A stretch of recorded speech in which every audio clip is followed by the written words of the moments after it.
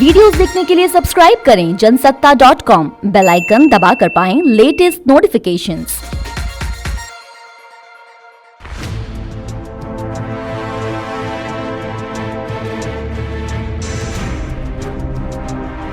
साल 2021 अब समाप्त होने को है, कुछ दिन बचे हैं और इनकम टैक्स के हिसाब से जो फाइनेंशियल ईयर है वो मार्च 2022 को खत्म हो जाएगा, जिसकी रिटर्न हमें आगे भरनी है। कहने का तात्पर्य ये है कि सिर्फ 3 महीने बचे हैं, हमें अपने टैक्स की प्लानिंग करने के लिए तैयारी कर लेनी चाहिए। देखिए, आज कोरोना के कारण वैसे ही हमारी इनकम कम है, फिर चाहे सैलरी से हो या व्यापार से हो, लेकिन अगर इतनी सी इनकम में से अगर एक बड़ा हिस्सा हमें इनकम टैक्स के तौर पे चुकाना पड़े तो कहीं ना कहीं ये अन्याय है।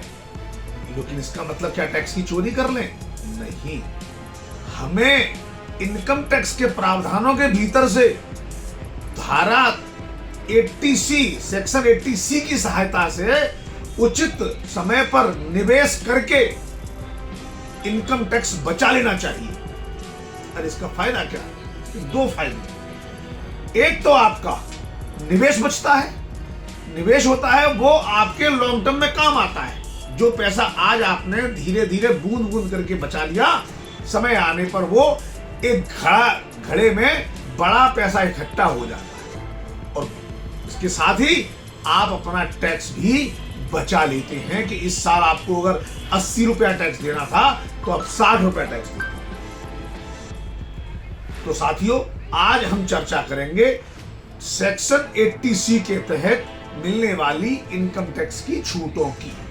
साथियों, इनकम टैक्स बचाने के लिए सबसे पहले पॉपुलर जो स्कीम है वो है PPF यानी पब्लिक प्रोविडेंट फंड। अगर आप एम्प्लॉय नहीं हैं या आप एम्प्लॉय हैं और आपका एम्प्लॉयर आपका प्रोविडेंट फंड नहीं काटता तो आप किसी भी राष्ट्रीयकृत बैंक में जाकर अपना PPF अकाउंट खोल सकते हैं। दोस्तों, इनकम टैक्स में 1.5 लाख रुपए की लिमिट है जो आप 80C के तहत निवेश कर सकते हैं और ये रकम आपकी इनकम में से सीधे सीधे घट जाएगी, यानी इस इनकम पर आपको टैक्स नहीं देना। अगर आप 4 लाख आपकी इनकम है या 20 लाख आपकी इनकम है, आपकी इनकम 1.5 लाख से सीधे घट जाएगी। तो अकॉर्डिंगली जो इम्पैक्ट टैक्स के स्लैब का जो आप पर पड़ना चाहिए था वो टैक्स का इम्पैक्ट आपका बचेगा। तो PPF अकाउंट खोलिए, ये 15 साल के लिए होता है।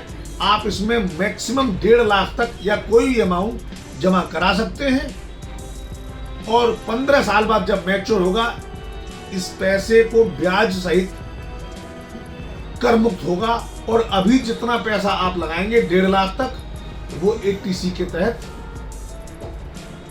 टैक्स में उसकी छूट मिल जाएगी, यानी आपकी इनकम में से घट जाएगी। अब आते हैं दूसरी स्कीम पर। दूसरी स्कीम है नेशनल सेविंग सर्टिफिकेट यानी NSC ले लेना। किसी भी अधिकृत बैंक से 5 साल की बैंक की FD करा लेना।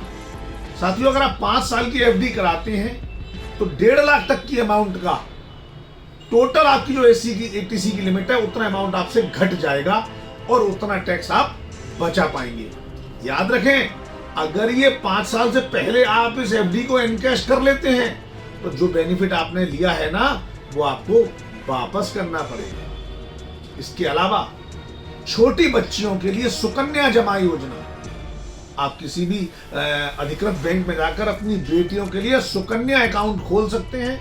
सुकन्या अकाउंट के जमा पर ब्याज भी कर मुक्त होती है और आपको बेटी की उच्च शिक्षा के लिए, उसके किसी भी आवश्यक जरूरतों के लिए जैसे विवाह आदि कार्यों में इस पैसे का उचित इस्तेमाल हो सकता है। टैक्स बचाने की बेहतर तकनीक है। इसके अलावा बच्चों की ट्यूशन फीस, अपने डिपेंडेंट बच्चों की स्कूल, कॉलेज या किसी इंस्टीट्यूशन में जहां फीस जमा होती है उसमें ट्यूशन फीस, ये कोचिंग में पढ़ने वाले ट्यूशन की बात नहीं कर रहा हूं मैं, स्कूल में कॉलेज में जो फीस जमा करते हैं उसके अंदर जो आप कंपोनेंट चेक करेंगे, annual charges, transport charges, tuition fees, ये उस ट्यूशन फीस की बात है।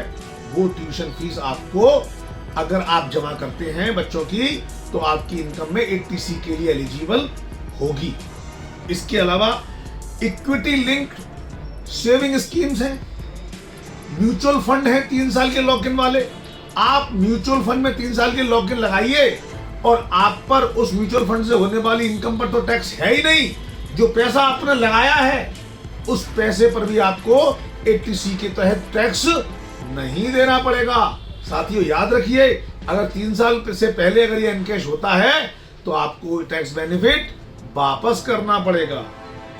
अब समझिए, इसके अलावा एम्प्लॉई प्रोविडेंट फंड यानी EPF, अगर किसी व्यक्ति को जो कि जॉब करता है और उसका PF कटता है तो जितना भी EPF का एलिमेंट है, देखिए सारा PF कटता है, आपको उसमें EPF चेक करना पड़ेगा मेरा EPF का पार्ट कितना है। और एम्प्लॉयर कंट्रीब्यूशन भी होता है, एम्प्लॉय कंट्रीब्यूशन भी होता है। हम यहां सिर्फ एम्प्लॉय कंट्रीब्यूशन की बात कर रहे हैं। वो पैसा भी आपको 80C के तहत एलिजिबल है, आपको उस पर इनकम टैक्स में छूट प्राप्त होगी। इसके अलावा इंश्योरेंस का टर्म प्लान है, इंश्योरेंस का नॉर्मल मनी बैक प्लान है। अगर आप अपने डिपेंडेंट माता पिता, अपनी पत्नी, पति या अपने डिपेंडेंट बच्चों के लिए अगर इंश्योरेंस देते हैं, इसका प्रीमियम चुकाते हैं, इस पर आपको टैक्स की छूट मिलेगी। साथियों इसके अलावा सीनियर सिटीजन सेविंग स्कीम है, सीनियर सिटीजन के लिए जमा योजना है, इस पर ब्याज भी ज्यादा मिलता है और साथ में ये पैसा मैच्योरिटी पर टैक्स फ्री होता है और आपको 80C में एलिजिबिलिटी मिलती है। याद रखें, अपनी की उम्र के हिसाब से इन्वेस्टमेंट करना चाहिए। अगर आपकी उम्र इतनी अधिक हो चुकी है कि आप इस पैसे का इस्तेमाल ना कर सकें तो इस योजना का लाभ लेने से पहले जरूर सोचें। साथियों एक बात और समझने की जरूरत है हमें कि 80C की जो छूट है वो इंडिविजुअल के अलावा HUF को भी मिलती है, यानी हिंदू अनडिवाइडेड फैमिली को भी मिलती है। इसके अलावा आखिर में सबसे महत्वपूर्ण 80C की छूट के बारे में बता देता हूं।